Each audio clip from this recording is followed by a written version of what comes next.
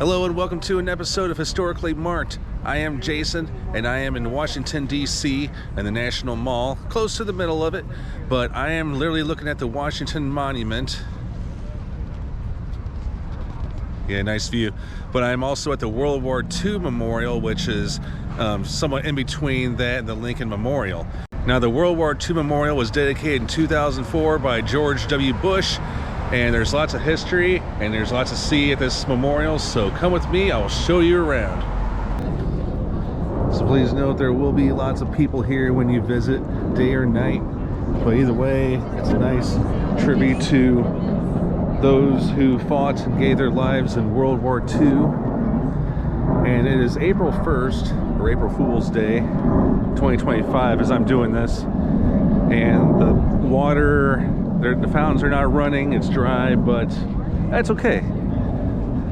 I'll go ahead and just show you what I can. Here's one of many quotes. This is by Admiral Chester W.N.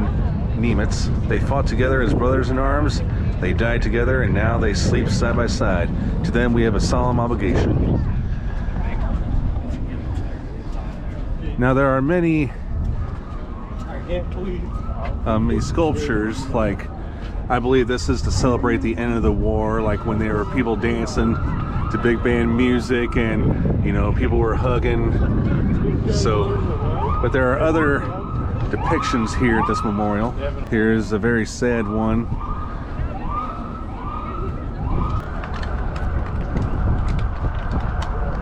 So this consists of 56 granite pillars, 28 on each side. And all of them represent the U.S. states and territories, like there's Philippines, the Virgin Islands, there's also American Samoa and Guam, as well as D.C. itself, and the 50 states, even though at the time Alaska and Hawaii were not admitted as states at the time, but they still acknowledge them.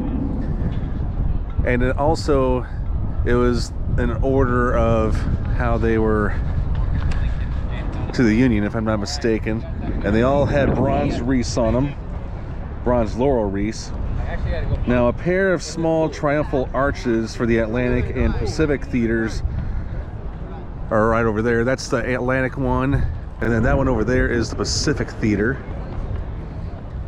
Now, during the summertime, of course, this is all full of water, and anyone who wants to put their feet in the water, it's encouraged. It's a good way of remembering and honoring the veterans, but it is not recommended to walk on the water.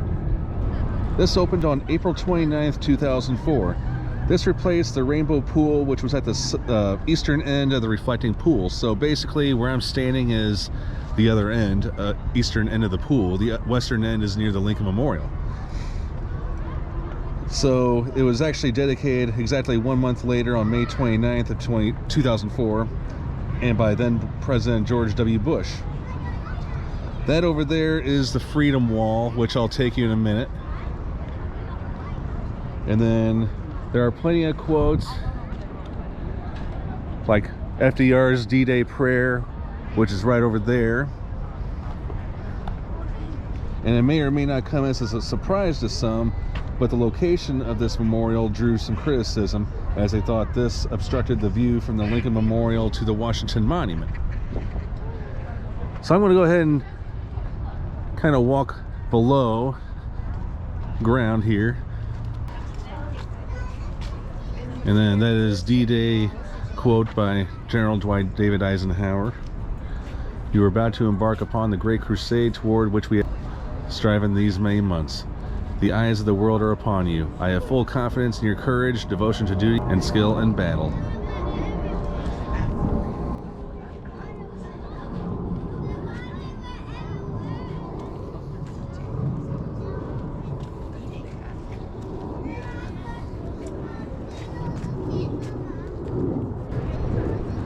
And yes, this is the Freedom Wall. Here we mark the price of freedom. So it says here, the Freedom Wall holds 4,048 gold stars. Each gold star represents 100 American service personnel who died or remained missing in the war. The 405 1,399 American dead and missing from World War II, are second only to the loss of more than 620,000 Americans during our Civil War.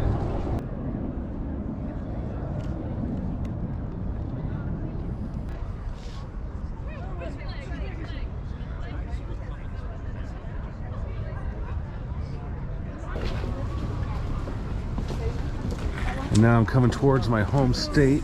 Be quick, because we gotta keep. Illinois. I don't know, we can keep doing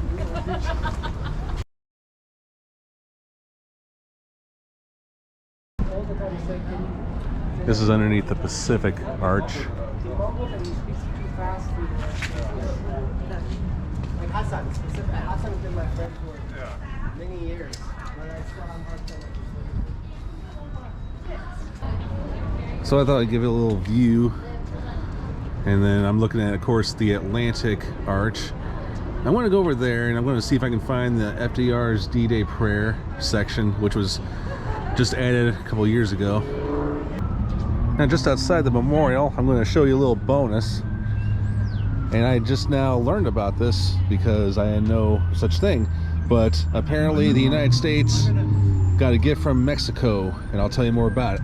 The tulip tree in front of you, I'll show you that in a second, is a gift from Mexico to the United States. It was given to recognize 200 years of bilateral relations between the two countries.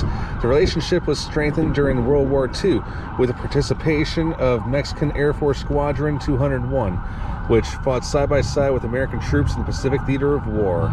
After Mexico declared war on the Axis powers, Mexican personnel trained with U.S. Army Air Forces.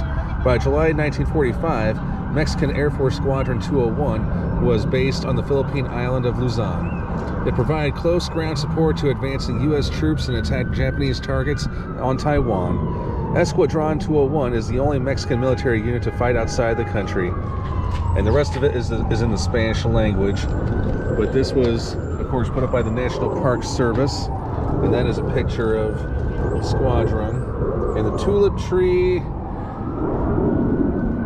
I think it's either that one or that one. But either way, really cool. And just a short walk from the northwest part of the World War II Memorial is this new section. It was dedicated June 6, 2023. It was exactly almost 80 or 79 years from June 6, 1944. It was FDR's D-Day prayer. Anybody can come sit here and look at the water. And here is the inscription of A Prayer for the Nation by Franklin Delano Roosevelt, the president. I'm just going to kind of pan from there.